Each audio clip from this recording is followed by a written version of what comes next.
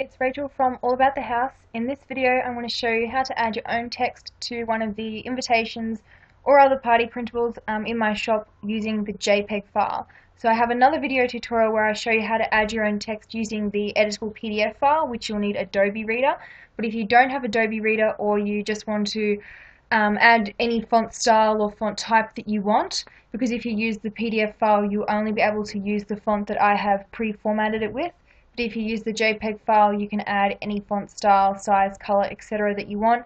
And also, if you want the invitation printed as a photo, you would use the individual JPEG file. So when you purchase one of my printables, you'll receive the full page, or the 8.5 by 11 inch with 2 designs on the page, and you'll get this as an editable PDF and also a JPEG file. It includes handy cutting lines as well, but if you want it printed at a local office supply store or as a photo, you'll also receive the blank version, which you can add your own text to, save it as a JPEG and put it on a USB, and they'll print it as a photo for you. So if you want it printed as a photo, you would use just the single JPEG, and if you're going to print it at home, you would use the PDF or the JPEG with 2 designs per page. So if you want to add your own text, I'm on Canva. Just go to www.canva.com. It's a free online tool, and go to custom dimensions, and then you want to change it to inches and choose 8.5 by 11 inches. If you live in Australia like I do, if you're wondering why my accent sounds a little funny, that's probably why. You can print them onto A4, but make sure you edit the text, add your own text on using an 8.5 by 11 inch template, and then when you go to print, you'll choose A4 from your printer menu. So when you've got your dimensions, choose design, and then you want to locate where you've got the file saved on your computer, and then you need to import that into Canva. So just go to uploads, and I've got a few other designs there that I have done previously. There's some free planner stickers that you can download from my blog, which is www.AllAboutTheHousePrintablesblog.com. So I've just left clicked on the file here and then dragged and dropped it into Canva, and then we can click on that file that we just added, and it's still loading, so it's probably just going to take a second. I'll give it a minute till it finishes. It looks like it's there, but it still says it's loading. Zoom in. It's still a bit blurry. Cool. So now we just want to increase it slightly so that it's hitting the edge of the page. So I've just left clicked and dragged the image, and you just want to expand it out a smidge so that it reaches the edge of the page. Otherwise it won't print at its actual size. So these ones are 5 by 7 inches. If you don't enlarge it slightly like we just did then it won't actually print at 5 by 7. It'll print it a little bit smaller. So that's good. I've got my cut lines hitting the edge of my page. Now I can add my own text. So I try to leave my invitation templates as pretty blank so you can use them any way you want. So you can use these as an invitation, you could use them as a note card, a thank you card, etc. You could put like gift table and then put this on the table if you wanted to. So I try to leave it open-ended so you can use it however you want. To add text, just click on the text button, and then you can click on any of these ones. If you need some inspiration, then Canva has lots of these pre-formatted text that you can use. I like to just add normal text, and then you can change the font style to any type that you like. If you have downloaded fonts that you want to use, you will probably have to pay for their paid plan. They do have, I don't know why it's not loading, oh there we go, they do have a ton of fonts in here for free, and they will usually show some of the ones that you have downloaded on your computer. So you can pick whichever font that you like. I do tell you the font that I used in the sample image, which is included in the download. So you can use that font if you want it to look just like in the sample image, or you can pick your favorite font or any of the other fonts that come with Canva.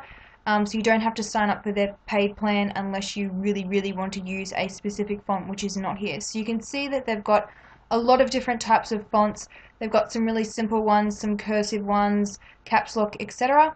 For invitations, I recommend choosing no more than 2 different types of fonts, because then it can get a bit confusing and it just looks a bit messy. I wouldn't choose a font like that one because it's really cursive and that's going to be hard to read.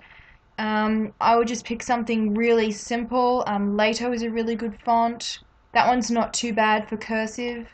Remember that you can use the same font style and then just change it up. So you could do this one, and you could have some text all in uppercase and then the rest in lowercase. So you can use the same font and mix it up that way. One of the things that it can be a little bit annoying about using Canva is moving things. So make sure you've got this, my mouse has now gone to an arrow pointing 4 ways. When that appears, you can then left click and drag the text to reposition it. You want to make sure that you've got the text box, or this text area, hitting the very edge of the design, and then left click and drag so that it's right on the edge on the other side. So this will make sure that our text is perfectly in the center of our design. If you are using one of the designs that looks like this, you would have the text extending from here, and then you'd have the whole text extending to the other side of the page. So make sure you've just got it hitting the edges of the design, and it'll make sure it'll automatically center it for you. You can pick any font color that you like. Canva has some that are already suggested, or if you click this button here, you can pick any from the color picker. If you know the color code that you want to use, you can enter in the 6-digit hex code in here. When you purchase one of my party printables, I include the color code that I've used, so I include the color here and also the color for the background, so you can pick whichever color that you want if you like it to be coordinating and matching.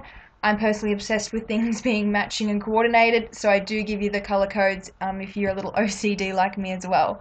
You can also use black or grey. They will usually go good with any color scheme that you've purchased of party printables. So you can just click here with the color picker and it will tell you what the color code is. You can play around with it and pick whatever color that you want. I'm just going to pick a black one just to show you in this video. So you've got this drop down menu on the text, and you can make it so it's already centering it, so that's good. You can choose uppercase, and you can also it's not letting me for this font style, but usually you can choose bold as well. If you have the option for the font that you're using to choose bold, then I do recommend that you pick it. I love that font, Emily's Candy. It's a really cute font. Let's use that one. It will sometimes, so it won't be this one, it will sometimes give you the option to make it bold. If it does, then I recommend that you choose bold. I'm not a fan of italics because it can make the text hard to read. I actually find it a little bit annoying, so I don't tend to use italics, but personal preference, totally up to you. If you want to increase the font size, you just click this drop down menu and choose a size, or you can type in the font size from the menu here. So I'm just going to leave it at, no, I'll drop it down to 20.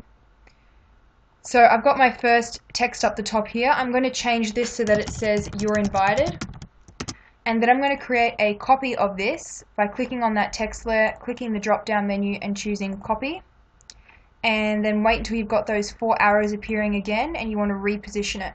Now you notice when I moved it, then you've got this purple dashed line that appeared in the center there. That means it's perfectly aligned to the center of the page. So that's good. That's exactly what we want.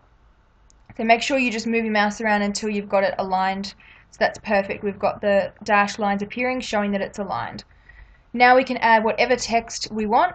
So you can add Emily's turning 5.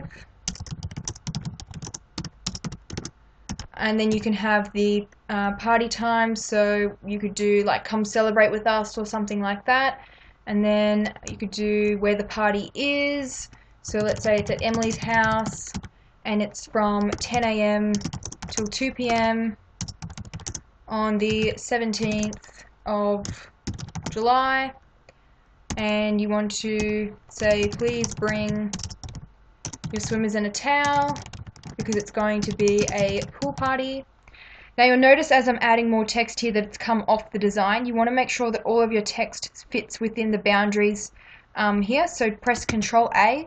It will highlight all of your text, and you can just drop it down and keep reducing it until it fits on the template. So that's one of the advantages of using the JPEG file rather than the editable PDF, because if you're adding a lot of text, then you can shrink it down on the JPEG if you want to, and if you don't want your text to be automatically aligned to the center, you can just press Ctrl A and align it this way.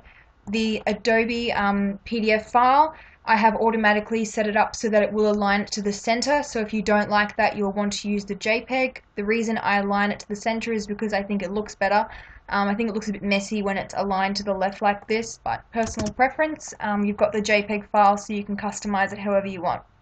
So you can add whatever party text that you want to add to it. So she's turning 5, it's at Emily's house from 10 AM until 2 PM on the 17th of July, and you're going to want to RSVP to Emily's mum, and her name is Sarah, and then do the email address or buyer sarah@gmail, hotmail, whatever you're using, .com, or the phone number, just go 123, blah blah blah, whatever the phone number is.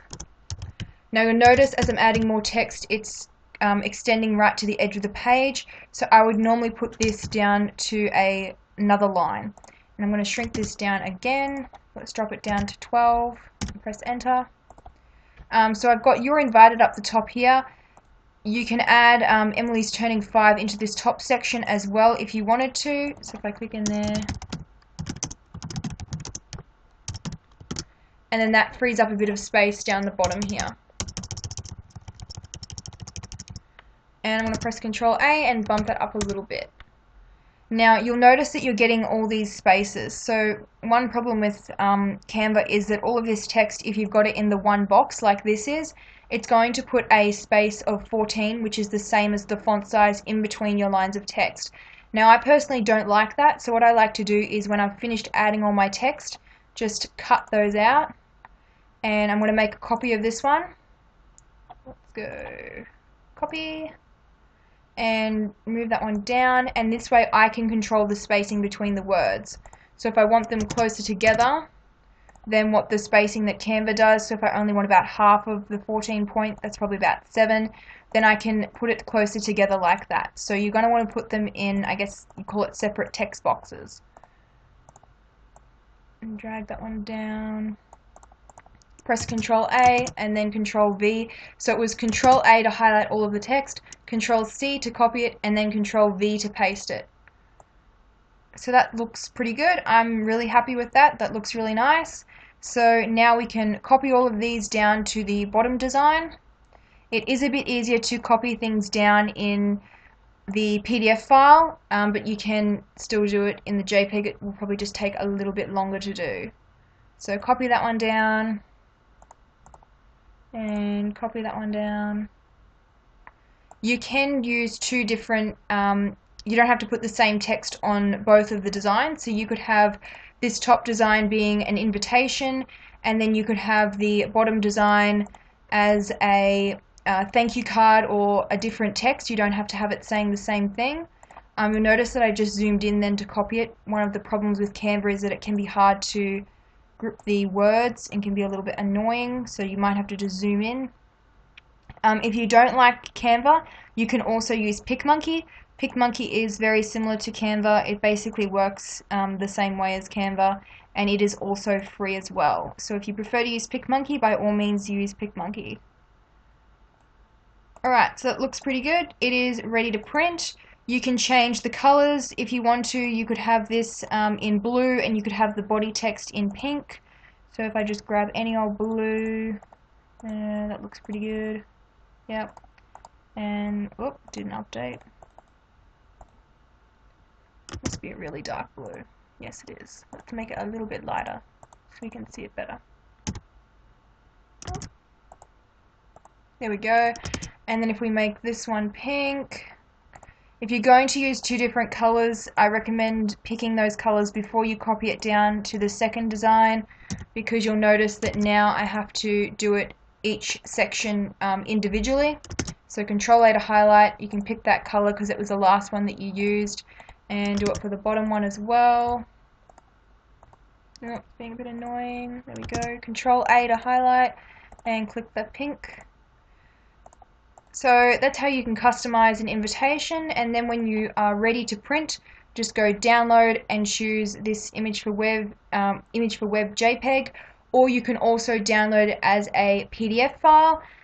It really depends on what your printer prints best. Some printers print a JPEG file better, some print a PDF file better. I've personally found that my printer prints a PDF easier than JPEG, and it tends not to scale it or alter the page size. as well if I use a PDF, so if you're not sure, use a PDF. I always recommend doing test prints in grayscale or black and white. You may need to do a couple of test prints with your printer because they're all different, they all have different settings until you get it right, and then you can print as many copies as you need using full color ink, or you can leave them in grayscale if you prefer. When you download printables, you can print them as many times as you like for your personal use. If you need 5 invitations, just print as many as you need. If you need 500, go crazy and print 500. It's totally up to you how many you want to print. Same with like cupcake toppers. If you've got 100 cupcakes, go crazy and print 100. You can print as many as you need. Print unlimited copies for your personal use, but no commercial use is allowed. So I do recommend that you save the invitation just in case you want to come back later on. And always before printing, just check for spelling to make sure that there's no spelling errors. And then just do like one final glance to make sure that you're happy with it before you go printing a whole heap of them. There's nothing worse than printing a design and seeing just a little error on it which your eye is drawn to and being really annoyed with it because you didn't check it. So just double check first, go to File, Save, and you'll be able to save it in Canva, and then you go download and choose JPEG or PDF depending on which your printer prefers. So that is how you add text to a JPEG file. I hope you found this tutorial helpful, and if you have any questions you can email me at all in lowercase text and all is one word, allaboutthehouseetsy@gmail.com. I'll include my email address and a link to my blog where I've got more printing tips, frequently asked questions, etc. As well below this video.